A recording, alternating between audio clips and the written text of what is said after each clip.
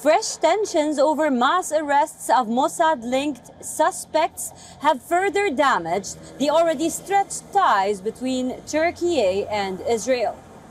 Now, what was the intelligence agency of Israel working on in Turkey? The next report tells you more. The beginning of 2023 paved the way for normalization of Israel-Turkey ties. But a year later, with the onset of 2024, the diplomatic ties are witnessing a new low. The recent slump has been triggered by Israel's ongoing military operations in Gaza. And this week, another new low was touched.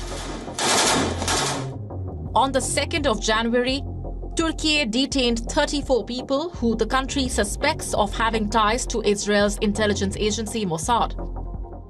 Turkey has accused these individuals of targeting Palestinians living in their country. In a large-scale manhunt, Turkey's National Intelligence Organization, the MIT, had identified 46 such suspects across 57 locations in 8 provinces. But 12 of them have moved abroad.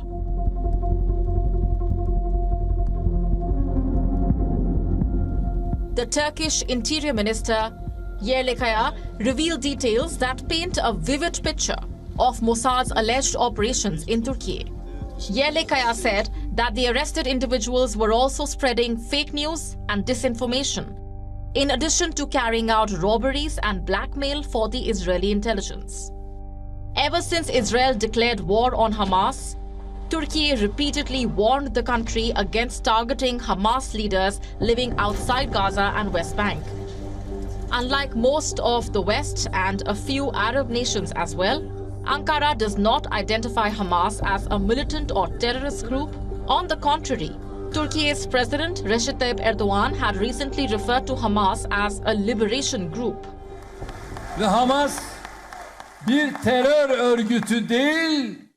Hamas is not a terrorist organization, but a group of liberators and mujahideen fighting to protect their land and their citizens.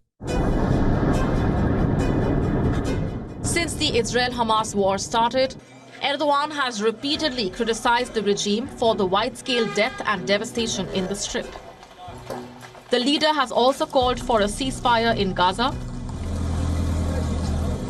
Historically as well, the Palestinian issue of freedom and recognition has been a key point of contention between Turkey and Israel, often driving a wedge between the otherwise close ties between the two countries. Ironically, Turkey was one of the first countries to recognize Israel in 1949. But ever since Erdogan came to power 20 years ago, the bilateral relations have witnessed a cascading change. The first such standoff unfolded in 2009, when Erdogan marched out of a World Economic Forum meet after butting heads with Israel's then president, Shimon Peres, over the latter's barrage of airstrikes in Gaza. Thank you very much.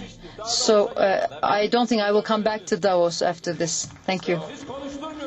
Because you don't let me speak. The president spoke for 25 minutes. I have spoken only half of that. Turn this over to our host, Prime Minister. Ladies, Professor Schwab. thank you. Erdogan, who was then Turkey's prime minister, has made a vow to never return to Davos and has kept his promise ever since. 15 years down the line, not much has changed in this standoff. Over the latest humanitarian tragedy in Gaza, Turkey earlier recalled its ambassador to Israel, with Erdogan stating that he is breaking contact with Israel's Prime Minister Benjamin Netanyahu.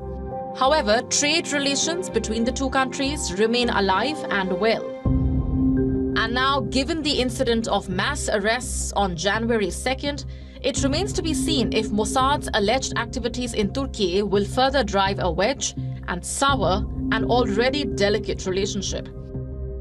Moreover, will Turkey go on the back foot and shirk away any potential of brokering ceasefire between the two sides?